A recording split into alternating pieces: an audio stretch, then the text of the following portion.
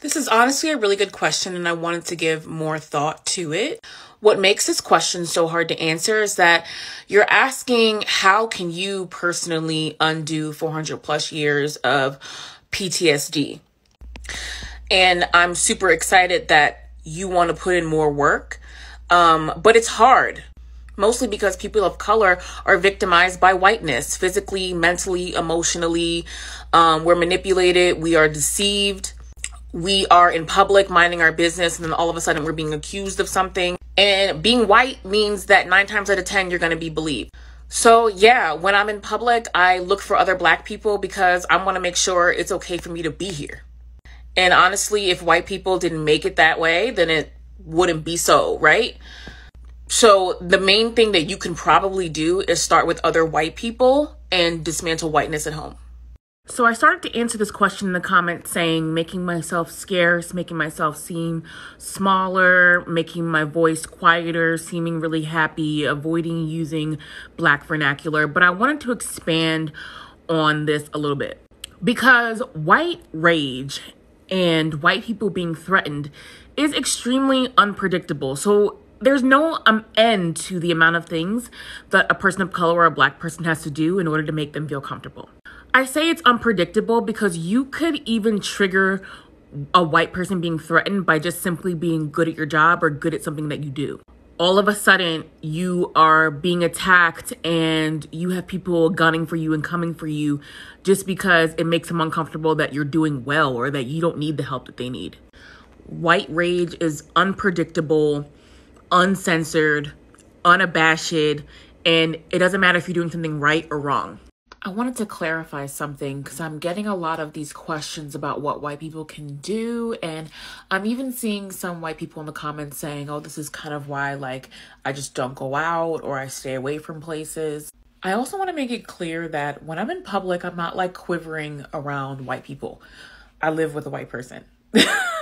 But there is not one single sentence, phrase, gesture I can give you. If you try to add nice and kind, that's great, but just be genuinely nice and kind to all people. This video was about the reality of being a person of color and how inherently uncomfortable white people have made it for us to walk around and be present in the world for a laundry list of reasons. So no, there is not one thing that you can do to solve it, but what you can do is change our reality, starting at home. So my experience in a white sorority might be unique. I'm not sure. I'm interested to find out in the comments. But I had a lot of sisters of color, despite it being a predominantly white organization. Filipino sisters, Vietnamese, Dominican, other mixed sisters, other Black sisters. Was it still predominantly white? Yes, of course. Did I deal with annoying white girl things? Rarely, but yeah. But overall, it was an amazing experience because of the women that I connected with. One sorority does not fit all. I actually looked at every organization before I settled on this one. I looked at Divine Nine, and I just found my fit with these women because of the way that they treated me before I was a member, because of the way that they made me feel a part of things, and they seemed like they cared about my future and my life, and it wasn't fake because many of them are still a part of my life to this day. I still call my pledge mom when I need help, and it's just about finding the right fit for you, I think. Yes, everyone take a seat around the circle. Please tell me what race you are and what it means to you, okay? What is your race and what exactly does it mean to you? You can, okay, well, I am Black. Most importantly, I'm Nigerian. It means a lot to me. My people are fighting every single day. So yeah, it means a lot. I'm Asian. It also means a lot to me as well. We've been through so much. So I'm Dominican, and that really means a lot to me because... Stop you right there. Let me stop you right there. Dominican is not a race. It's an ethnicity. What is your race? Oh, shit. Yo, what? Oh, my God. I'm white, and it doesn't really, like, mean a lot to me. I mean, yeah, like, it means nothing. So I noticed that people were really confused about the difference between race, ethnicity, and nationality or national origin. And I just want to start off by saying that the concept of race is very American, it's very westernized, right? But it's clearly a global issue. And I'm going to use myself as an example, and hopefully people will understand. I'm a Black woman. That's my race. But my ethnicity is Nigerian and African American or Black American, whatever you want to call it. But my national origin is the United States. I'm American. Why do a lot of Latinx groups struggle with that? Well, their ethnicities are comprised of mixed races. Spaniards, indigenous, Africans, and maybe others. And so that's why when they come to America or they're in this country and they're forced to choose white or Black or whatever it is, it becomes confusing because their life is more about the ethnicity and the language and the cultures that binds them and not about race. So I want to help folks understand the dynamics in race relations, especially in the United States. And so I just came up with this analogy. I talk a lot about toxic family structures and identity. And so this is the American racial narcissistic family structure. First, we have white men, the narcissistic father, pretty straightforward. Next, we have white women, the codependent partner and the covert narcissistic partner. Then we have the golden children. They get all the love, but they have the hardest road ahead of them because they're the most brainwashed. Then you have the invisible children. Their needs are often ignored, or holding them accountable is sometimes ignored because it doesn't really benefit the narcissist's narrative in any way. And then you have the scapegoat children who everything is blamed on. Here's the hard pill. All partners and children of narcissists run the risk of becoming one of the following three things: a narcissist themselves, codependent, or an empath, like for part 2. You know what I think is so weird? Like the weirdest response ever. The amount of venom people have when they find out that they did something that was like cultural appropriation. Like they're like, oh, what? And I'm always like, but why are you mad? Like if you're embarrassed, just say that. So I went to the beauty supply store the other day to pick up stuff to do my natural hair. And the girl at the cash register, who was also a Black woman, commented that there's so much stuff to try now and it's so exciting. We went on to continue to talk about how amazing it is to be natural and take care of our hair now. And it got me to thinking, and I wanted to say this to all of you. For white girls, this is for you. If you were not a white girl, don't stay and listen to this. This is just for white girls. I say this with love. You have never had to grow up not knowing how to take care of your natural hair. You got to see a plethora of different products on TV, and you got to see women that look like you wearing and styling their natural hair in different ways. We didn't get that. All we got was lessons on how to fry our hair to death to look more like you.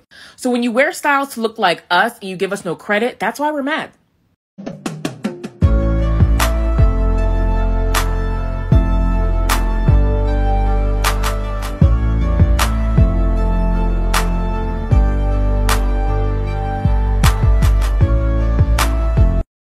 Part 1 of what you can do to prevent cultural appropriation.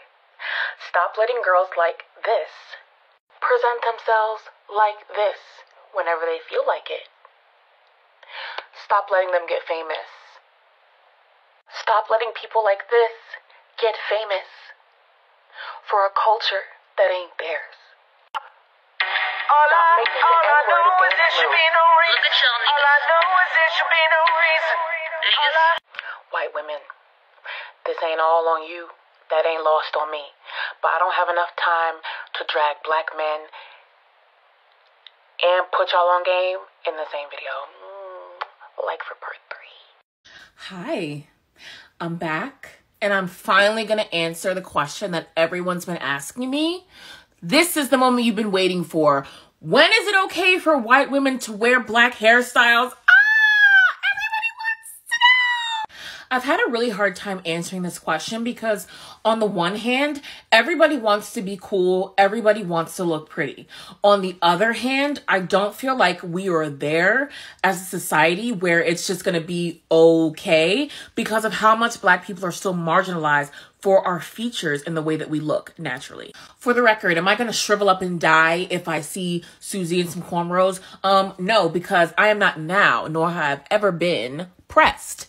However, I just think that we need to see more Black women in beauty in the forefront on magazines, and then maybe it can be okay for everyone to want to try everything all the time.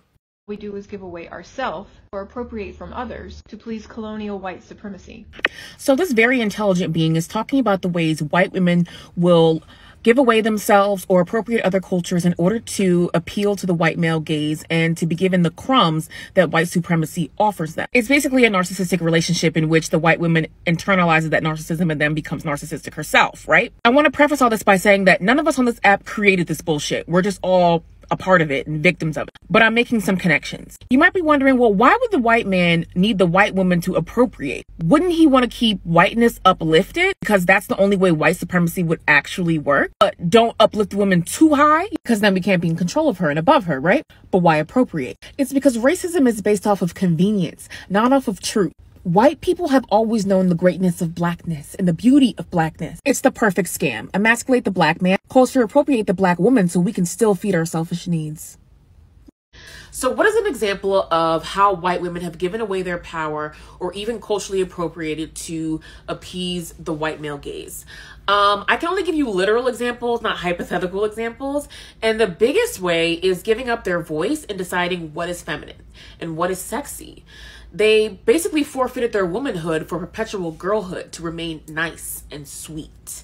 A lot of other creators have talked about this. And I've even heard a lot from white women who connect this to religious beliefs. But one of the ways that they also appropriate to please white men, you can look no further than my Halloween costume this year, Betty Boop. Betty Boop was a 1930s sex symbol, and you know her as a white woman, but her entire style was jacked from a Black woman named Baby Esther. Well, why would the white man who orchestrated Betty Boop want to jack from a Black woman? Because that's what they wanted to see. They just needed it on white skin.